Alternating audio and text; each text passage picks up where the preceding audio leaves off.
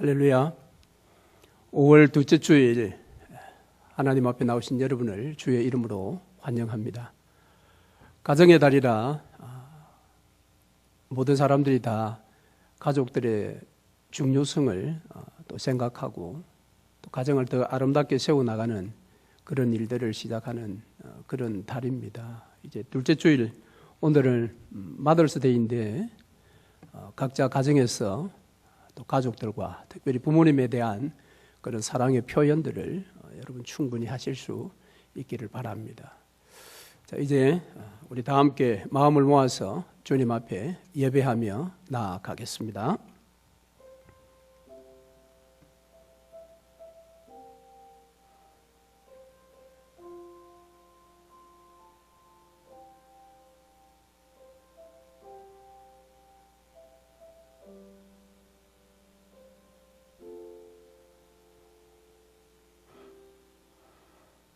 할렐루야. 그의 성소에서 하나님을 찬양하며 그의 권능의 궁창에서 그를 찬양할지어다. 그의 능하신 행동을 찬양하며 그의 지극히 위대하심을 따라 찬양할지어다. 아멘. 다 함께 신앙 고백하시겠습니다. 전능하사 천지를 만드신 하나님 아버지를 내가 믿사오며 그 외아들 우리 주 예수 그리스도를 믿사오니 이는 성령으로 잉태하사 동정녀 마리아에게 나시고 본디오 빌라도에게 고난을 받으사 십자가에 못 박혀 죽으시고 장사한 지 사흘 만에 죽은 자 가운데서 다시 살아나시며 하늘에 오르사 전능하신 하나님 우편에 앉아 계시다가 저리로서 산자와 죽은 자를 심판하러 오시리라. 성령을 믿사오며 거룩한 공회와 성도가 서로 교통하는 것과 죄를 사하여 주시는 것과 몸이 다시 사는 것과 영원히 사는 것을 믿사옵나이다. 아멘. 다 함께 찬송가 26장 구세주를 아는 이들 찬송하겠습니다.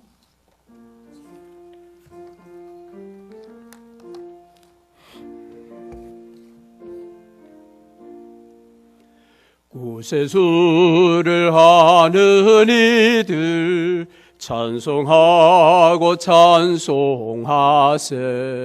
마음과 뜻과 힘 다하여 경배 드리세. 주를 알지 못한 이들 주가 친히 인도하사 그의 피로 구속하리. 찬송 부르세. 약한 도움 싸움 받아 시험 중에 참게 되니 모든 죄를 이길 힘은 믿음뿐이라. 진리 되신 우리 주는 영원토록 변함없네. 성도들아 주를 믿어 길이 섬기세.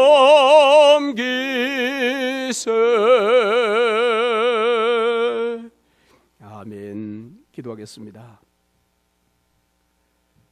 사랑과 은혜로 지난 한 주간을 저희들과 함께 하시고 지켜주신 우리 아버지 하나님 참으로 감사합니다. 특별히 구별하여 복 주신 날 주님 앞에 부르심 받아 나올 수 있도록 믿음과 건강과 삶의 여러 가지의 여건들을 허락하여 주신 하나님 아버지께 진실로 감사를 드립니다. 이 시간 거룩하신 하나님 앞에 신령과 진정한 예배를 드리기를 원합니다. 그러므로 거룩하신 하나님 앞에 혹이라도 우리의 죄와 허물이 있다면 십자가의 보혈로 이 시간 저희들을 깨끗게 하시고 정결케 하여 주옵소서. 그러므로 주의 이름만 존귀케 하는 복된 예배가 되게 하옵소서. 사랑의 하나님, 오늘은 마더스데이로 함께 모여 예배드립니다. 높고 높은 하늘만큼이나 높으신 부모님의 사랑에 언제나 진심으로 감사하며 그 사랑을 간직하는 마더스데이를 맞았습니다. 하나님, 부모들로부터 우리에게 귀한 가정을 허락하신 하나님 아버지께 진실로 감사를 드립니다. 그러므로 주께서 우리에게 말씀하여 주신 계명의 말씀을 이 시간도 기억합니다. 자녀들아, 너희 부모를 주 안에서 순종하라. 이것이 옳으니라.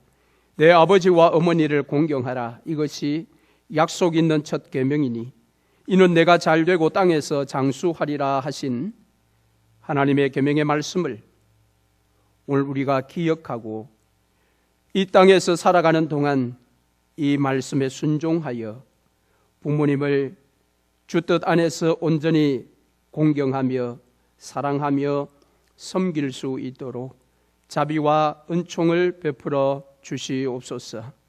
나아가 내 가정의 부모님뿐만 아니라 교회 안에 계신 어르신들 역시 우리의 부모님처럼 섬기며 사랑할 수 있도록 하나님 믿음에 믿음을 더하여 주시옵소서. 또한 부모님의 사랑에 감사하는 것에 그치지 아니하고 가정의 소중함을 다시 한번 깊이 깨달으며 가정의 화목을 위해 더 힘쓰고 노력하는 모든 성도들의 가정이 될 수 있도록 하나님 도와 주시옵소서.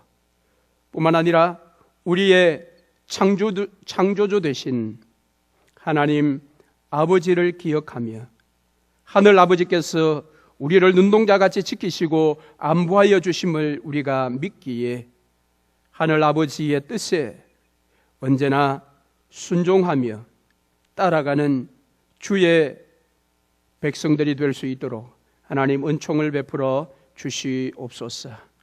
오늘 이 시간에도 우리의 각 가정의 기도의 소원들을 아시는 주님, 믿음으로 간구하는 모든 종들을 기억하여 주시고 그 기도에 주님 원하시는 때에 주님의 방법으로 다 응답하여 주옵소서. 오늘도 우리에게 말씀하여 주심으로 그 말씀이 우리 영혼에 잘 박힌 목과 같이 되어 우리의 삶의 이정표가 되게 하옵소서. 오늘 예배의 모든 순서와 시간을 하나님께서 친히 인도해 주시기를 원하옵고 예수 그리스도의 이름으로 기도하옵나이다. 아멘.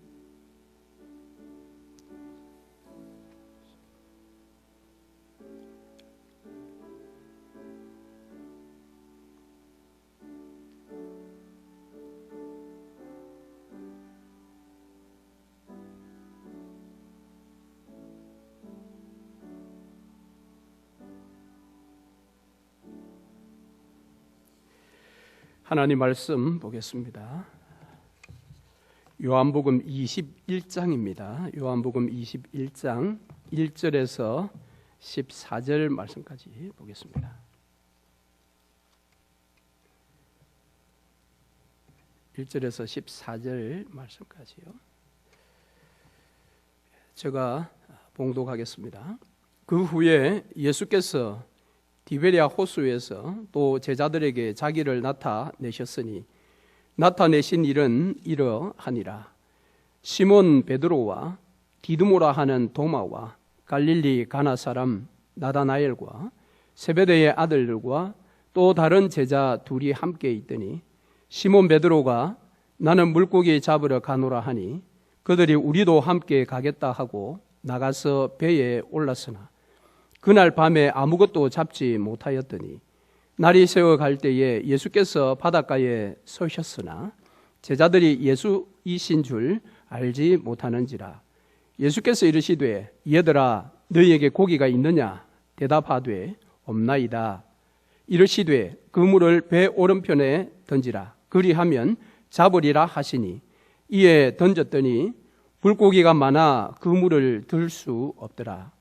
예수께서 사랑하시는 그 제자가 베드로에게 이르되 주님이시라 하니 시몬 베드로가 벗고 있다가 주님이라 하는 말을 듣고 겉옷을 두른 후에 바다로 뛰어 내리더라. 다른 제자들은 육지에서 거리가 불과 한 50칸쯤 되므로 작은 배를 타고 물고기 든 그물을 끌고 와서 육지에 올라보니 숯불이 있는데 그 위에 생선이 놓였고 떡도 있더라. 예수께서 이르시되 지금 잡은 생선을 좀 가져오라 하시니 시몬 베드로가 올라가서 그물을 육지에 끌어 올리니 가득히 찬 큰 물고기가 153마리라. 이같이 많으나 그물이 찢어지지 아니하였더라. 예수께서 이르시되 와서 조반을 먹으라 하시니 제자들이 주님이신 줄 아는 거로 당신이 누구냐 감히 묻는 자가 없더라. 예수께서 가셔서 떡을 가져다가 그들에게 주시고 생선도 그와 같이 하시니라. 이것은 예수께서 죽은 자 가운데서 살아나신 후에 세 번째로 제자들에게 나타나신 것이라. 아멘. 이 시간은 회중 찬양을 같이 하겠습니다. 오늘 우리 본문 뒤에 나오는 요한과 예수님의 그런 대화 가운데 나오는 성경 구절을 가지고 만든 노래인데요. 요한의 아들 시몬아, 우리 다 같이 한번 찬양하겠습니다.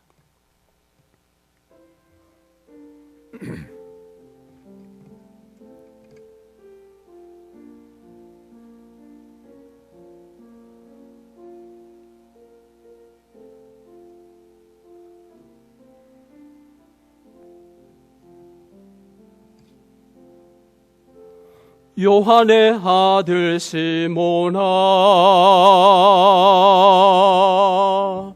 내가 다른 사람들보다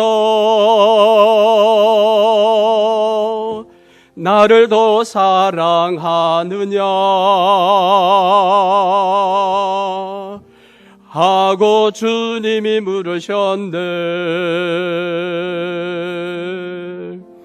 요한의 아들 시몬아, 내가 다른 사람들보다 나를 더 사랑하느냐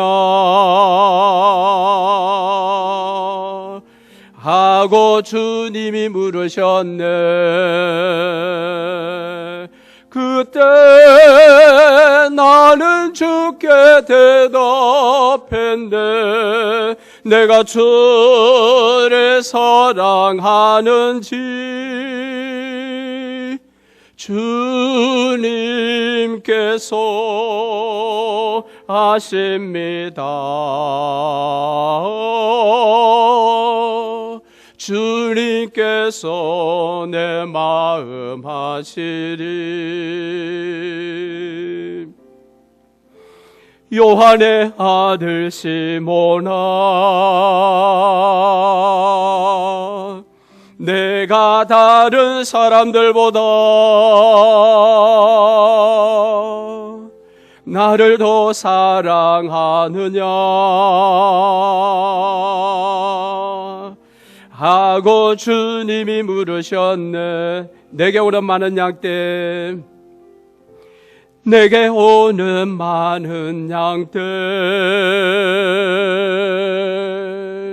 내게 맡겨둘 테니 사랑하는 내 친구여, 많은 양떼를 부탁한다. 그때 나는 주께 대답했네. 내가 주를 사랑하는지 주님께서 아십니다. 주님께서 내 마음 아시리. 아멘. 자, 오늘은 요한복음 21장 1절에서 14절까지의 말씀을 가지고 함께 말씀을 나눠보겠습니다. 자, 오늘은 마더스 데이인데요. 혹시 우리들 가운데 젊은 시절 부모님에게 이런 말씀을 들어보신 적이 있으신지 모르겠습니다. 밥은 먹고 다니냐? 어떻습니까, 여러분? 혹 이런 말씀을 들어보신 적이 없으십니까?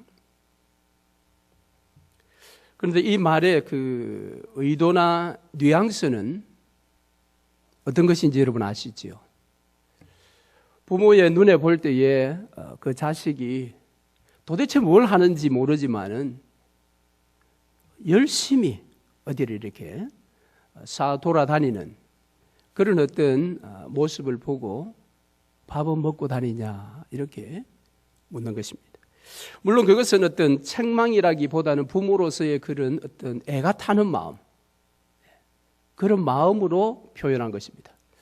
아마 여러분이 젊은 날 부모님으로부터 이런 말을 들어보신 적이 있으시다면 아마 여러분은 젊을 때에 부모 속 꽤나 썩히신 분들이 분명할 겁니다. 오늘 우리가 읽은 본문의 말씀에도 보면 예수님의 속을 썩혔던 제자들이 등장합니다. 오늘 7명의 제자가 등장하는데요. 그런데 당신의 마음을 썩혔지만 예수님께서는 계속 그들에게 찾아가셔서 그들을 온전히 회복시켜 주시는 이야기가 오늘 본문의 내용입니다. 십자가를 지시기 전에 수없이 부활할 것을 예언하셨고 심지어 그들이 무서워서 숨어있는 그 방까지 부활 이후에 찾아가셔서 자신의 손과 옆구리에 난 상처를 보여주시면서 그들에게 자신이 부활했노라고 그렇게 말씀하셨고 심지어는 일주일 뒤에 도마가 있는 자리에 다시 한번 또 찾아가셔서 도마에게 직접 너의 손을 대어 보아라 라며 상처를 내어 보여주셨던 그런 예수님의 그 사랑이 있었음에도 불구하고 오늘 본문의 말씀에 보면 그 제자 중에 탑 리더라고 할 수 있는 베드로가 그 다른 제자들을 좀 충동질을 해서 고기를 잡으러 바닷가에 나간 이야기가 기록되어 있습니다. 그리고 함께 갔으면 고기를 많이 잡아야 했었음에도 불구하고 그들은 디베아 바닷가에서 헛수고만 열심히 하고 있었습니다. 그런 장면들을 예수께서 바라보실 때 얼마나 속이 상하셨겠습니까? 그래서 오늘 마더스데이를 맞이해서 우리의 부모님들은 언제나 우리를 이렇게 사랑의 마음으로 우리를 바라보고 계시듯 예수께서도 그의 영적인 제자들, 그 제자들을 늘 사랑으로 대하시고 오늘은 그들이 그물질을 하고 있는 이 디베랴 바닷가까지 오셔서 그들을 위해서 아침 식사를 준비하시는, 그래서 너희들이 여기 와서 조반을 먹어라 라고 이야기하시는 이 예수님의 사랑의 이야기를 함께 생각해 보며 오늘 우리는 자식된 도리로서 어떻게 하나님을 온전히 잘 섬길 수 있을 것인가, 그러한 마땅한 교훈을 오늘 본문의 말씀을 통해서 한번 교훈받고자 합니다. 자, 다른 복음서들은 거의가 다 예수께서 부활하신 장면들을 기사가 끝으로 복음서가 끝이 납니다. 그러나 오늘 우리가 읽은 본문 요한복음 21장은 요한이 부활의 이야기를 충분히 다 했음에도 불구하고 한 장을 더 할애해서 부활 이후에 예수님과 제자들의 어떤 일어났던 이야기를 하나 더 삽입해 두고 있습니다. 오늘 본문에 예수님은 디베랴 바닷가에 제자들에게 찾아오셨는데 그것은 오늘 본문 14절 말씀해 보면 제자들에게 나타나신 세 번째 사건으로 그렇게 소개를 하고 있습니다. 물론 첫 번째, 두 번째 모두 다 방문에 분명한 목적이 있었습니다. 첫 번째는 두려워하는 이 제자들에게 두려움을 거쳐 내어주시고 평강을 주시면서 당신께서 부활하신 것을 정확하게 다시 한번 부활하신 몸을 보여주시기 위한 목적이었고요. 두 번째는 자신이 직접 체험하지 않고는 예수 부활을 믿지 않겠다고 주장하고 있는 도마를 위해서 두 번째 다시 한번 또 방문을 하셨습니다. 그리고 오늘 세 번째 방문을 하셨는데 오늘 세 번째 방문은 특별히 제자 중에 탑 리더인 이 지도자 베드로 그리고 이 요한의 복음을 기록한 사도 요한, 어쩌면 이 두 사람을 위해서 예수님께서 오늘 방문하신 것 같습니다. 자, 그래서 오늘 본문의 말씀에는 이 저자 사도 요한의 놀라운 신앙의 고백이 있을 뿐만 아니라 지금까지 예수의 부활에 대해서 미지근하게 믿고 따랐던 이 제자들의 그 신앙을 확실하게 다져주는, 그래서 온전히 그리스도의 부활에 대한 확신의 자리로 이끌기 위한 예수의 방문 목적이 여기에 나타나 있습니다. 자, 그래서 학자들은 요한복음 21장을 보통 에필로그에 속한다고 그렇게 분류를 합니다. 요한복음 이야기의 이 본체, 중심의 이야기는 20장에 끝이 납니다. 즉 지난주 우리가 살펴본 것처럼 이 도마의 위대한 신앙 고백, 나의 주, 나의 하나님이라는 이 위대한 신앙 고백과 더불어 그 고백 이후에 31절, 20장 31절 마지막 끝부분에 가면은 왜 요한이 이 요한복음을 기록했는지에 대한 정확한 목적을 거기에 기록해 놓고 있습니다. 그러니까 여기에서 20장에서 요한복음이 끝이 나도 이상하지가 않습니다. 오히려 더 깨끗하게 완결 지어질 수가 있습니다. 그러나 요한은 21장을 일종의 후기로 새로운 이야기가 아닌 부활 이후의 이야기 하나를 여기에 더 기록해 놓고 있다라는 겁니다. 자, 도마의 신앙 고백 이후에 이 제자들은 부활 예수를 전파하는 삶을 살았던 것이 아니라 예상외로 각자 고향으로 다 돌아가 버렸습니다. 심지어는 오늘 본문의 말씀에 보면 이 베드로가 나는 고기 잡으러 가겠다라고 이전에 가지고 있었던 직업으로 돌아가겠다라고 그렇게 이야기를 하자 6명의 제자가 나도 고기 잡으러 가겠다고 해서 7명의 제자가 디베랴로 지금 바닷가로 나갔습니다. 이 장면은 조금 어색한 부분이 있습니다. 왜냐하면 베드로는 이미 예수를 3번 부인했던 그런 과거가 있지 않습니까? 그럼에도 불구하고 지금 오늘 본문에는 그의 리더십이 여전히 행사되고 있다는 겁니다. 그게 좀 의아해요. 또 한편으로는 20장까지의 기록으로 보아 이 도마가 나의 주, 나의 하나님이라는 위대한 신앙의 고백을 하게 되었고 또 나머지 제자들도 부활하신 예수를 2번이나 만났기 때문에 그들이 각자의 고향에서 이전의 직업인 어부의 직업으로 다시 돌아갔다는 것은 매우 어색하고 또 이 이야기는 어떻게 보면 좀 부적절해 보이기도 합니다. 그러나 본문 14절 말씀을 여러분 보시면 이것은 예수께서 죽은 자 가운데서 살아나신 후에 3번째로 제자들에게 나타나신 것이라 이렇게 요한이 증거하는 것으로 볼 때에 역사적인 사실임이 분명합니다. 그런데 안타깝게도 이 베드로의 리더십은 디베랴 바닷가에 그물질할 때에 전혀 효력을 발휘하지 못합니다.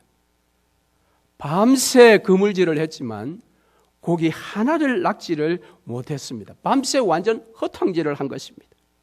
여러분, 예수님을 떠난 인생들은 이처럼 빈배 인생이 되는 것입니다. 자신의 경험도, 자신의 지식도, 자신의 능력도, 자신이 원하는 것을 결코 만들어줄 수가 없습니다. 그래서 이 저자 요한은 자기를 포함한 7 제자가 예수님 없는, 부활하신 예수님 없는 자신들만의 경험과 지식과 능력으로 밤새껏 노력했으나 아무것도 수확한 것이 없다. 쉽게 이야기해서 아무것도 할 수가 없었다라는 것을 그가 간접적으로 지금 우리에게 말하고 있습니다. 그래서 주석가 크레이크 키너라는 주석가는 이 부분을 주석을 하면서 저자 요한 그가 바로 예수님을 떠나서는 제자들이 아무것도 할 수 없다라는 것을 여기에 간접적으로 보여주고 있다. 그렇게 주석을 하기도 했습니다. 일찍이 예수님께서는 요한복음 15장 5절에서 나를 떠나서는 너희가 아무것도 할 수 없다라고 그렇게 말씀하셨는데 정말 아무것도 할 수가 없었습니다. 그러나 본문은 여기서 끝나지 않습니다. 왜요? 밤새껏 힘을 썼기 때문에 지쳐있고 아무것도 얻지 못했기 때문에 허탈감 가운데 탈진되어 있는 이들에게 예수께서 친히 찾아오셨습니다. 제자들과 세상의 죄를 위하여 십자가에 친히 죽으셨던 예수 그리스도께서 부활하신 이후에 제자들에게 오늘 또 이렇게 다시 찾아오셨습니다. 세상에 있는 자기의 사람들을 사랑하되 끝까지 사랑하셨다라고 하신 예수 그리스도의 사랑이 부활하신 이후에도 변함없이 그들에게 지금 다가오고 있는 모습으로 표현되어지고 있습니다. 그래서 어떤 면에서 보면 이 바닥을 치는 인생의 경험이 때로는 축복의 진한 밑그림이 될 수가 있습니다. 다만 예수 없이는 아무것도 할 수 없는 인생이요, 그러므로 내 인생에 예수가 개입하셔야 된다라는 사실을 절대적으로 고백하는 사람에게 그가 바닥을 치는 그런 안타까운 자리에 떨어졌다 할지라도 그것은 오히려 다시 회복될 수 있는 축복의 진한 밑거름이 될 수가 있습니다. 어쩌면 오늘날 우리가 지금 겪고 있는 이 팬데믹 시절이 저와 여러분에게 축복을 위한 진한 밑그림이 되어야 하지 않겠습니까? 그러기 위해서는 저와 여러분이 이 시절을 보낼 때에 정말 하나님께서 강력하게 역사하시고 내 삶에 예수께서 개입하지 아니하시면 정말 나는 아무것도 할 수 없다라는 것을 절실히 깨닫고 그것을 고백해야 합니다. 그것을 인정해야 합니다. 그렇다면 오늘 모든 사람들이 다 힘들어하는 이 팬데믹 시절도 우리에게는 축복의 길목인 것을 여러분 기억하시기를 바랍니다. 자, 이제 주님은 그들을 찾아오셔서 제자들에게 이렇게 이야기를 합니다. 5절 말씀해 보니까 얘들아 너희에게 고기가 있느냐? 이 질문의 형태는 좀 독특한 형태인데요. 그것은 질문자가 상대방이 지금 어떤 대답을 할 것인지 알고 있을 때 묻게 되는 그런 질문 형태라고 합니다. 특별히 오늘 이 문맥에서는 아니요라는 대답을 이미 알고 물어보는 것입니다. 즉 예수께서는 너희가 밤새도록 잡은 물고기가 한 마리도 없지? 맞지? 라는 그런 뉘앙스의 질문인 것입니다. 예수께서 이렇게 질문하신 의도는 이 제자들로 하여금 자신의 현재의 이 상황을 정확하게 보라는 것입니다. 보고 예수 없이는 아무것도 할 수 없고 예수 없이는 한 마리의 물고기도 잡을 수 없다라는 것을 깨달아라 라는 심정으로 예수께서 질문하신 것입니다. 제자들이 한 마리도 잡지 못했다라는 이야기를 하자마자 주님은 한치 주저함도 없이 배 오른편에 그물을 내려라. 그리하면 고기를 잡을 것이라고 그렇게 말씀하셨습니다. 그런데 이제 이 부분은 당시에 이 키잡이, 즉 배의 키를 잡고 있는 사람 있지 않습니까? 이 키잡이의 노가 항상 배의 오른쪽에 가 있다고 합니다. 그래서 그물질은 배의 왼쪽으로 다 하는 겁니다. 그런데 예수님은 지금 배 오른편으로 그물을 던지라고 합니다. 이건 어부의 상식에 전혀 맞지 않는, 오른쪽에 노가 있기 때문에 이쪽으로 던져서는 안 되는데 오른쪽으로 던지라 그랬어요. 그런데 지쳐 있었기 때문에 그럴까요? 자포자기했기 때문에 그럴까요? 이 제자들은 배 오른편에 그물을 던졌습니다. 그런데 놀랍게도 물고기가 너무 많아 그물을 들어 올릴 수 없을 지경이 되었습니다. 그제야 예수의 사랑하시는 그 제자라고 자기를 소개하는 이 요한이 바로 그 오른편에 그물을 내리라라고 했던 바닷가에 서 계신 그분이 바로 예수라는 사실, 그분이 바로 부활하신 그리스도라는 사실을 그가 깨달았습니다. 그래서 7절 말씀해 보니까 그 부활하신 예수를 베드로에게 알려주었습니다. 자, 이 제자들의 지금 3년 동안의 사역에 있어서 예수님께서 말씀하셨어요. 즉 그들의 그물질 가운데 예수님이 개입하셔서 고기를 엄청나게 많이 잡아본 경험은 딱 2번입니다. 오늘 한 번이 바로 그것이고요. 또 한 번은 누가복음 5장 1절 이하에 소개되어져 있는 바로 베드로와 야고보, 요한, 이 세 사람을 예수께서 사람 낚는 업으로 부르실 때에 그 부르시기 전에 바로 그물을 내리라고 해서 엄청나게 많은 고기를 잡게 하시고, 그리고 너희는 나를 따르라, 이렇게 그들을 부르신 것입니다. 자, 그런데 오늘 이 요한이 바로 그 2번을 다 경험한 자 아닙니까? 물론 베드로도 2번 다 경험을 했지만 베드로보다는 요한이 좀 더 섬세한 기질을 가지고 있었기 때문에 이 그물을 들 수 없을 만큼 엄청난 고기가 잡혔다라는 것을 그가 보았을 때에 바로 그 말씀을 하셨던 바닷가 거기에 서 계셨던 분이 바로 자신들을 처음 부를 때에 이와 같이 많은 고기를 잡게 하셨던 바로 그 예수가 맞구나, 그분이 부활하신 그리스도가 맞구나라는 사실을 요한이 먼저 알아보았던 것입니다.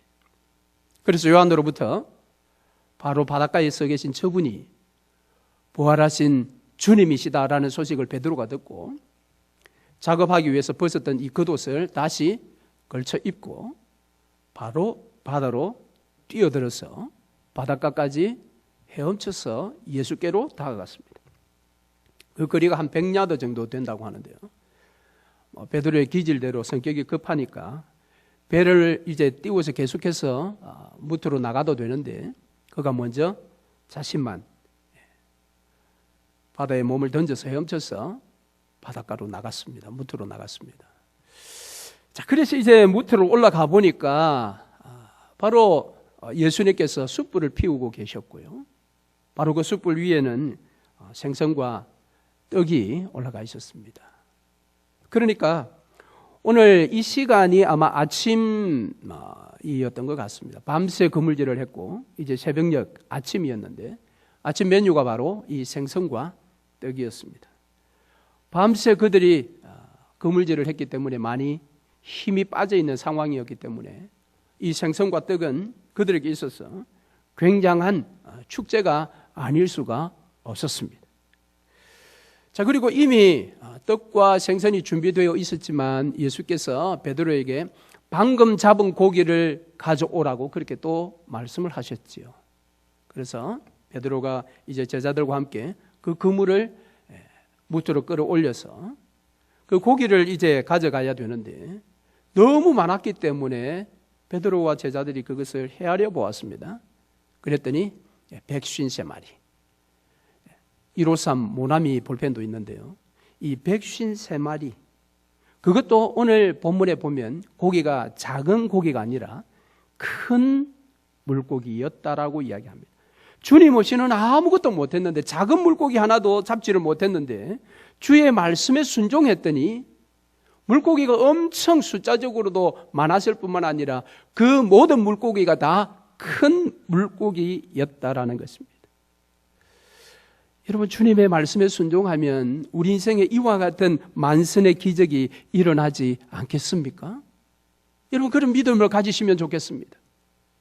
우리의 삶의 여러 가지의 경험과 지식으로 볼 때는 말씀대로 살면 오히려 더 손해볼 것 같고 말씀대로 살면 인생이 더 고달플 것 같지만, 여러분, 베드로와 6명의 제자들처럼 순종할 때, 그들이 생각할 때 그물은 왼쪽으로 던져야 되는데 어떻게 오른쪽으로?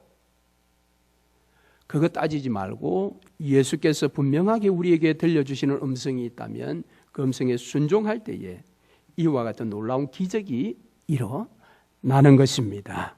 그래서 제자들에게도 마찬가지고 지금 우리에게도 필요한 것은 어린아이와 같이 예수 그리스도의 말씀을 신뢰하고 그 말씀에 순종하는 것이 필요합니다. 그런데 사실 이 기적적인 수학의 그물질보다 더 놀라운 기적이 있습니다. 그 기적은 이 큰 물고기가 그렇게 많이 걸렸음에도 불구하고 그물이 찢어지지 않았다라는 것입니다. 이 당시에 그물은 대부분 목화로 실을 만들어서 그물을 엮었다고 합니다. 그래서 좀 고기들이 많이 잡히면 이 그물이 쉽게 터졌다고 합니다. 그래서 요한도 보면은 그물을 깁기도 하고 뭐 그런 장면들이 복음서에 나옵니다만은, 자, 원래 잘 찢어지는 목화로 된 그물임에도 불구하고 그것도 153마리, 그것도 큰 물고기들로만 잡았음에도 불구하고 이 그물이 오늘 본문에 보면 터지지 않았다라고 합니다. 11절, 이같이 큰 물고기가 많으나 그물이 찢어지지 아니하였더라. 이 말씀은 지금 요한이 아주 강조하고 있는 말씀입니다. 즉 이같이 물고기가 많으나 이렇게 해도 되는데 굳이 큰 물고기가 그것도 많으나 그물이 찢어지지 아니하였더라. 앞서 말씀드린 것처럼 베드로와 세베대의 두 아들 야고보와 요한 세 명이 예수의 부르심을 받는 그날 예수의 말씀에 그들이 순종하여 그물질을 했을 때 엄청난 고기가 잡혔습니다. 그런데 그때는 그물을 들어 올릴 때 그물이 찢어졌습니다. 그런데 오늘 본문에서는 그 그물이 찢어지지 아니하였더라라고 요한이 굳이 지금 밝혀놓고 있습니다. 여기에는 요한의 의도가 있습니다. 무슨 의도일까요? 여기에서는 예수의 신적인 어떤 그런 보호, 보존의 역사가 여기 있다라는 것을 암시하고 있습니다. 즉 많은 물고기를 잡은 것도 기적이요, 그것도 큰 물고기로 잡은 것도 기적이지만 기적 중의 기적은 그 그물이 찢어지지 않았다. 왜? 예수의 신적인 보호 능력이 거기에 역사했기 때문이라는 것입니다. 그래서 저는 여러분들을 위해서 늘 기도하는 것 중에 하나가 여러분의 땀 흘린 수고의 대가를 여러분들이 남김없이 다 누리도록 기도하고 있습니다. 하나님께서 그것을 지켜주시기를 기도하고 있습니다. 그렇지 아니하면 여러분이 아무리 땀 흘려 수고하여 많은 대가를 수확한다 할지라도 그것이 여러분의 것이 되기 전에 그것이 터져버린다면 여러분은 그 모든 것들을 다 누릴 수가 없는 것입니다. 이 대가의 그물이 터지지 않도록, 그래서 여러분이 정직하고 성실하게 땀 흘리고 수고한 모든 대가는 하나님의 그 보호하심과 하나님의 보존의 은총으로 남김없이 여러분이 다 수확하여 여러분과 여러분의 가족이 또 여러분이 필요한 곳에 다 사용될 수 있도록 그렇게 기도하고 있습니다. 그러므로 오늘 11절 말씀은 기적 중에 기적인 것입니다.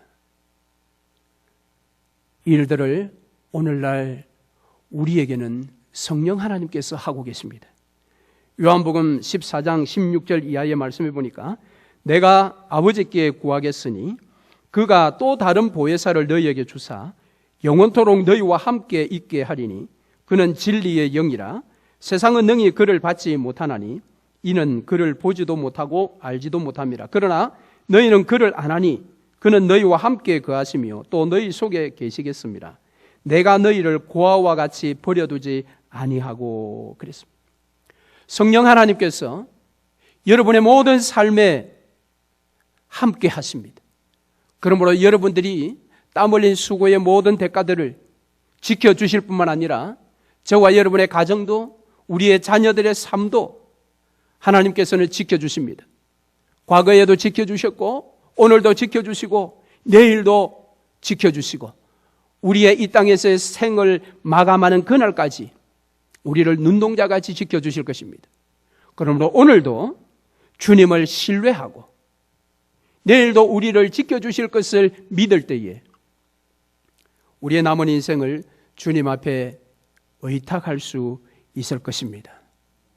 자, 이런 면에서 이 요한의 목격담 11절의 이 목격담은 저와 여러분의 매 주일의 고백이 되었으면 좋겠습니다. 주님 앞에 나와 예배하기 전에 주님 앞에 머리 숙여 기도할 때 주님, 그렇습니다. 지난 한 주간 내 삶의 그물이 찢어지지 아니하였습니다. 내가 수고하고 내가 노력하였고 내가 땀 흘렸고 우리의 가족들이 힘써 노력한 모든 것들이 아름답게 열매 맺어 우리가 그것을 누리게 되었습니다. 감사합니다. 그렇게 고백할 수 있기를 바랍니다. 자, 이제서 이 제자들이 드디어 예수 부활에 대한 확신이 자리를 잡게 됩니다. 그 증거가 12절인데요. 12절 말씀 중반 부분에 보면 제자들이 주신 줄 아는 고로 그랬습니다. 자, 이 말씀은 굉장히 중요한 구절입니다. 주신 줄이라는 이 주신 줄이라는 이 부분이 오늘 본문에 3번 기록되어 있습니다. 자, 그것은 먼저 12절에 지금 주신 줄이라는 단어가 나왔는데 먼저 7절에 이미 2번 기록되어 있습니다. 그것은 주께서 사랑하시는 제자가 디베랴 바닷가에 서 계신 분이 바로 주님이다, 부활하신 그리스도다라고 했을 때에 그 7절에 2번 기록되어 있지요. 7절 말씀을 여러분 보시면 예수의 사랑하시는 그 제자가 베드로에게 이르되 주시라 하니 시몬 베드로가 벗고 있다가 주라 하는 말을 듣고, 여기에 주시라 원문 헬라어는 호퀴리오스 에스틴인데요. 뒤에 베드로가 벗고 있다가 주라 하는 말을 할 때 이 주라 여기에도 호퀴리오스 에스틴입니다. 그러니까 우리 번역은 주시라 또 주라 이렇게 되었지만 원문은 둘 다 같은 표현의 헬라어라는 겁니다. 자, 그런데 바로 그 표현이 12절 방금 제자들이 주신 줄 아는 거로 할 때 주신 줄 여기에 동일하게 호퀴리오스 에스틴이라는 표현입니다. 자, 그러니까 이 요한이 지금 7절과 12절의 3번을 주시라라고 이렇게 반복하고 있는 것은 바로 지금 디베랴 바닷가에 지금 와서 숯불을 피워서 아침을 준비하고 계시는 바로 그분이 부활하신 주님이라는 것입니다. 20장에서 도마가 고백했던 것이 나의 주 아니었습니까? 퀴리오스, 나의 주님이라고 도마가 고백했는데 오늘 21장 본문에서는 요한이 그 고백을 동일하게 하고 있습니다. 그런데 그 요한의 고백으로만 끝나는 것이 아니라 베드로와 다른 5제자 전체 7명이 모두가 다 그분이 부활하신 주이시다라고 이렇게 고백하고 있는 것입니다. 그래서 12절 하반절에 보면 당신이 누구냐 감히 묻는 자가 없더라. 그들 모두는 바로 지금 자기들에게 아침을 준비해 주시는 그분이 부활하신 그리스도인이다라는 사실이 지금은 완전히 확신되어진 것입니다. 그런데 이 확실한 증거가 또 하나 더 있습니다. 자, 그것은 7절과 12절에 주시라 주시라 이렇게 표현했다라고 했는데요. 4절을 여러분 한번 보시면 거기에는 날이 새어갈 때에 예수께서 바닷가에 서셨으나 제자들이 예수이신 줄 알지 못하는지라. 여기 예수이신 줄, 주이신 줄 알았다. 이게 이제 7절과 12절인데 여기에서는 예수신 줄 몰랐다. 그렇게 이야기를 하는데요. 이 헬라어의 표현 양식은 똑같습니다. 양식의 스타일이 똑같다라는 거죠. 그러나 단어만 바뀌어져 있어요. 7절과 12절에서는 다 the Lord라는 주라는 단어인데 오늘 여기 4절에서는 Jesus, 예수라는 단어만 지금 바뀐 것이지 그 자체의 표현 양식은 같다라는 겁니다. 즉 그 말이 무슨 말인가 하면은 4절에서는 지금 바닷가에 서신 그분이 바로 자기들과 함께 팔레스타인 땅을 다니면서 3년 동안 복음 사역을 하셨던 갈릴리 예수인지 몰랐다라는 겁니다. 그런데 7절과 12절은 갈릴리 예수가 아니라 약속대로 3일 만에 부활하신 그리스도 주이신 줄 알았다라는 겁니다. 자, 이들이 지금 왜 고기 잡으러 갔느냐 하면 바로 4절에 나오는 갈릴리 예수와 7절과 12절에 나오는 부활하신 그리스도의 연결고리가 제대로 안 되어 있었습니다. 4절의 예수는 그들이 3년 동안 경험한 예수입니다. 이미 알고 있지요. 그런데 여기 몰랐다라고 하고 있지 않습니까? 그런데 지금은 그리스도 부활하신 예수를 2번 만났기 때문에 어느 정도 알고 있어요. 그런데도 갈릴리 예수가 부활하신 그리스도라는 이 두 실체가 제대로 엮여지지 않았다라는 겁니다. 이 각각 놓은 것입니다. 그렇기 때문에 중간에 디베랴 바다 가서 그물질을 할 수 있었다라는 겁니다. 그런데 지금은 어떻습니까? 7절과 12절, 특별히 12절 하반절에 제자들이 주님이신 줄 아는 고로 당신이 누구냐 감히 묻는 자가 없었다. 이 말은 무슨 말인가 하면 바로 도마가 고백했던 나의 주 나의 하나님, 그분이 갈릴리 예수일 뿐만 아니라 3일 만에 부활하신 그리스도이시다 라는 것을 확실하게 이제는 확신케 되었다라는 것입니다. 떨어져 있었던 두 가지의 이 진리가 완전한 연결고리가 되어서 이제는 그 누가 뭐라고 해도 바로 갈릴리 예수가 부활하신 그리스도이시다, 주이시다라는 것이 바로 요한의 증거이면서 이 제자들의 고백인 것입니다. 이제 제자들은 완전히 달라진 삶을 살 수밖에 없는 그런 자리까지 왔습니다. 이전에는 갈릴리 예수는 갈릴리 예수의 경험대로 2번 만났던 부활하신 그리스도, 주는 주대로 이게 서로 각각 이제 나누어져 있다 보니까 얼마든지 옛날 직업으로 돌아갈 수 있었지만 이제는 그렇지 않는 것입니다. 완전한 결합으로 하나가 된 것입니다. 자, 그렇다면 오늘 저와 여러분의 신앙도 완전한 결합이 되어 있지 않습니까? 갈릴리 바다를 다니시면서 유대 광야를 다니시면서 3년 동안 구원 사역을 하셨던 랍비 예수, 그분이 약속대로 죽음의 권세를 이기시고 부활하신 그리스도이시다 라는 것을 저와 여러분이 알고 믿고 있습니다. 그러나 우리에게는 또 하나의 연결고리가 필요하다고 저는 생각합니다. 그것이 무엇입니까? 바로 부활하신 그리스도께서 이제 하늘로 승천하시면서 내가 속히 오겠다라고 약속하셨습니다. 그때는 내가 심판주로 이 땅에 재림해 오겠다라고 약속을 하셨습니다. 그렇다면 저와 여러분의 신앙에 이것까지도 연결고리가 강력하게 이루어져 있어야 합니다. 오늘 우리 성도들 가운데서는 안타깝게도 이 연결고리가 제대로 체결되어 있지 않는 분들이 있을 수가 있습니다.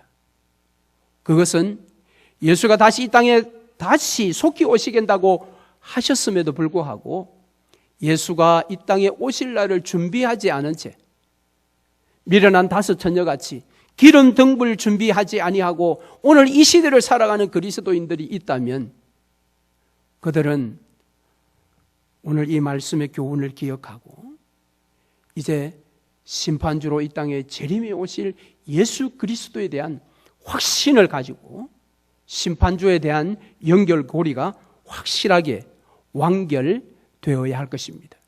그래서 우리는 고백할 수 있어야 됩니다. 아멘. 주 예수여 속히 오시옵소서. 말씀을 맺겠습니다. 제자들의 이런 완벽한 신앙의 고백을 예수님께서 아셨을까요?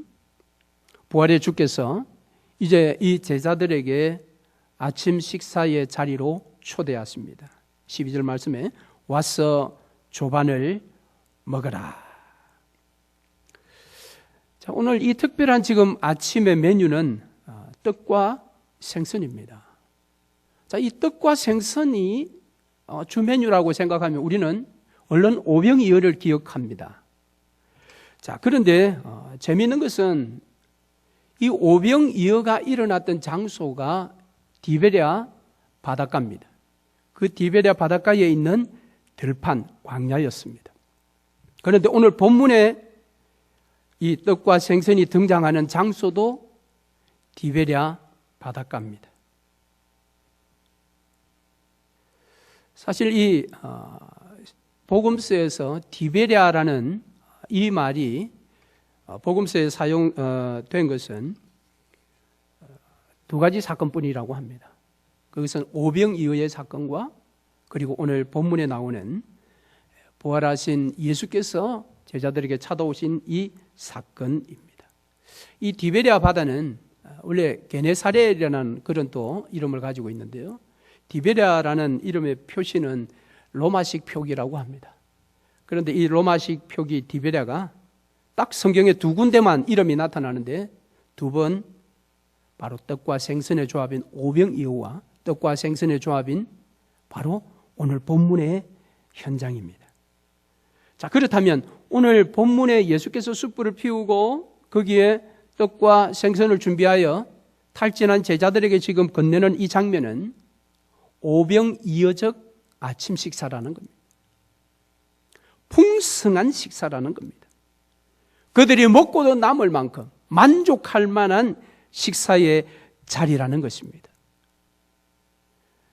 그들이 갈릴리 예수와 그리고 부활하신 그리스도를 제대로 연결하지 못하고 자신의 삶의 현장에 들어가서 이전과 동일하게 자신의 힘과 능력으로 살아보려고 했던 이들을 찾아오셨던 예수 그리스도, 그분은 그들을 이렇게 풍성하게 먹이시는 사랑을 베풀고 있습니다. 그래서 이 사랑의 이제 식탁의 교제가 끝이 나고 바로 오늘 주인공인 베드로에게 사랑에 대한 세 번의 질문을 하고 베드로가 세 번을 답을 하지요. 왜 세 번의 똑같은 사랑을 이렇게 질문했을까? 그것은 저와 여러분들이 일상적으로 알고 있는 것처럼 지난 아픈 실패의 장면을 다시 떠올려서 그것을 완전하게 치료해 주시기 위한 예수님의 배려인 것입니다. 그리고 완전히 회복시켜 주신 다음에 베드로에게요, 생명을 건 사명을 다시 주십니다. 그것이 오늘 본문 뒤에 나오는 22절입니다. 너는 나를 따르라 라는 것입니다. 너는 나를 따르라. 오늘날 여러분과 저 역시 매일매일의 삶을 예수님의 이 사명의 말씀 앞에 서서 살아가야 합니다. 너는 나를 따르라라는 예수님의 말씀입니다. 거기에 22절 말씀에 보면 내가 올 때까지 그를 머물게 하고자 할지라도 내게 무슨 상관이냐, 너는 나를 따르라. 이 뒤에 이제 바로 이 저자 요한에 대한 질문을 베드로가 예수께 했을 때 요한의 미래의 일은 너가 신경 쓰지 말고 너는 나를 따르라고 했습니다. 여러분, 이것은 우리에게도 그대로 적용되는 말씀입니다. 우리가 바로 예수가 그리스도요 주시다라고 고백을 했다면 다른 사람 신경 쓰지 마세요. 그 사람이 어떻게 하든 남 보지 말고 오직 앞서가신 주님만 따라가야 합니다. 그래서 오늘 주님은 저와 여러분에게도 동일하게 물으십니다. 밥은 먹고 다니냐? 와서 조반을 먹어라. 네, 우리 찬송하겠습니다. 말씀을 기억하시면서 찬송 321장 찬송하겠습니다.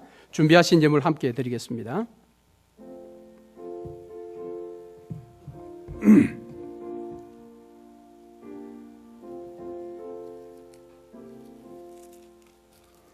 날 구속하신 예수께 내 생명 모두 드리니 늘 진실하게 하소서. 내 구주 예수여, 나 구주 위에 살리라. 내 기쁨 한량 없으리. 내 갈 길 인도하소서. 내 구주 예수여, 날 구원하신 예수를 일평생 의지하오니 날 용접하여 주소서. 내 구주 예수여, 나 구주 위에 살리라. 내 기쁨 한량 없으리. 내 갈 길 인도하소서. 내 구주 예수여, 주 십자가에 달리사 날 자유하게 했으니 내 몸과 마음을 주 위에 다 쓰게 하소서. 나 구주 위에 살리라. 내 기쁨 한량 없으리. 내 갈 길이 도하소서. 내 구주 예수여. 아멘. 우리 아버지 되신 하나님, 감사합니다. 우리의 삶의 형편과 처지를 늘 돌아보시며 필요한 일용할 양식들을 공급하여 주신 하나님의 은혜를 감사합니다. 뿐만 아니라 우리의 믿음의 분량을 따라 달란트를 맡겨주신 하나님 참으로 감사합니다. 그러므로 그 일에 충성하던 저희들이 주님 앞에 감사와 또 진정한 예물을 주님 앞에 올려드립니다. 기쁘고 즐거운 마음으로 올려드렸사오니 주님 받으소서. 흠양하여 주시옵소서. 바라옵기는 드린 손길들을 하나님 다 기억하여 주시고 교회를 사랑하는 마음을 더욱더 부릴 듯 일게 하시며 하나님께서 하늘에 신령한 것과 땅에 기름진 복으로 저들에게 더하여 주옵소서. 이 예물이 사용되는 곳곳마다 죽은 영혼이 살아나는 구원의 역사가 일어나기를 원하옵고 예수 그리스도의 이름으로 기도하옵나이다. 아멘. 교회 소식 함께 나누겠습니다. 지난주 온라인 수요 예배를 드렸는데요. 처음이라 여러 가지 좀 어설픈 점들이 많이 있었을 것입니다. 계속해서 기도해 주시고 또 수요일 날 저녁 8시에 이것은 실시간이기 때문에 그 시간에 여러분 그냥 접속하시면 됩니다.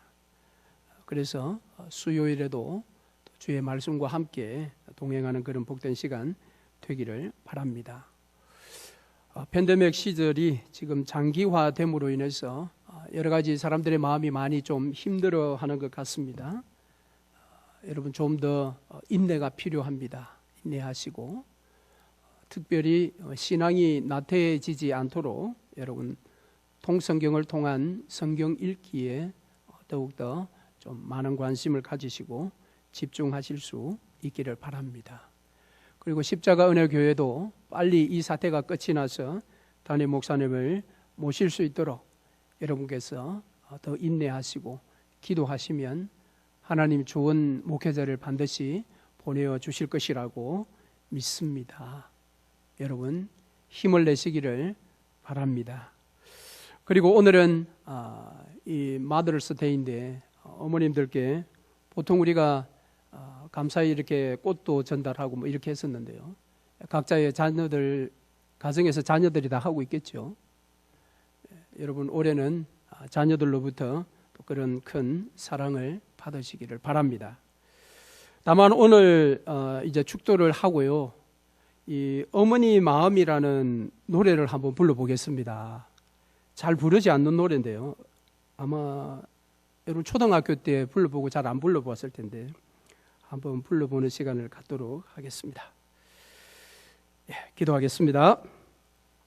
지금은 우리 구주 예수 그리스도의 은혜와 우리 아버지 하나님의 극진하신 사랑과 성령 하나님의 유로하심과 충만케 하심이 사랑하는 주의 성도들과 저들의 가정과 자녀들의 미래의 삶과 저들의 삶의 터전과 우리 늘푸른 장로교회와 십자가 은혜 교회 위에 지금부터 영원토록 함께 있을지어다.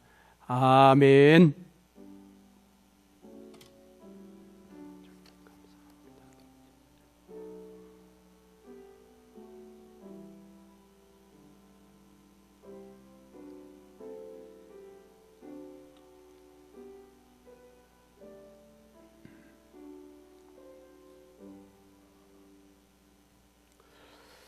네, 주보에는 지금 가사만 기록되어 있고요. 여러분 그 파일을 구역장님들께서 다 보내주셨을 텐데 1절, 2절, 3절 한번 불러볼까요? 저도 잘 안 불러서 이거 제대로 불러질지는 모르겠습니다.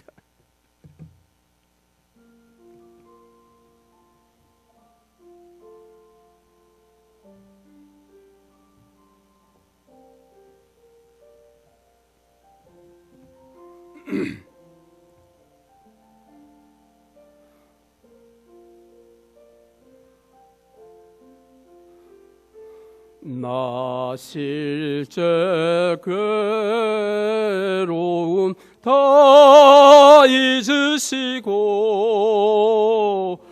길을 제 밤낮으로 애쓰는 마음 진 자리 마른 자리 가라니시며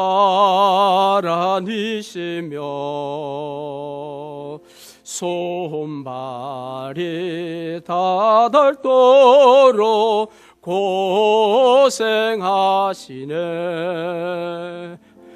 하늘 아래 그 무엇이 넓다 하래요.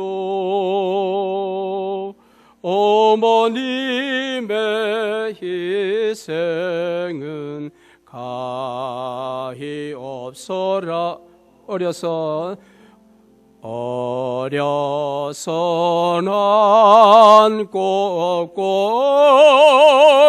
올려주시고 자라서 문기되어 기다린 마음 알을 사 그릇 되사 자식 생각에 고마울던 이마 위에 주름이 가득 땅 위에 그 무엇이 높다 하리요. 어머님의 정성은 그지없어라. 사람의 마음 속에 온 가지 소원 어머님의 마음 속에 오직 한 가지 아낌없이 일생을 자식 위하여 살과 뼈를 깎아서 바치는 마음, 인간의 그 무엇이 거룩하리요. 어머님의 사랑은 지극하여라. 예, 우리 양주동 박사님이 작사하신 그런 가사인데 참 너무 좋습니다. 부모님께 이 사랑의 마음을 전달하시고 이번 주간도 승리하시길 바랍니다. 감사합니다.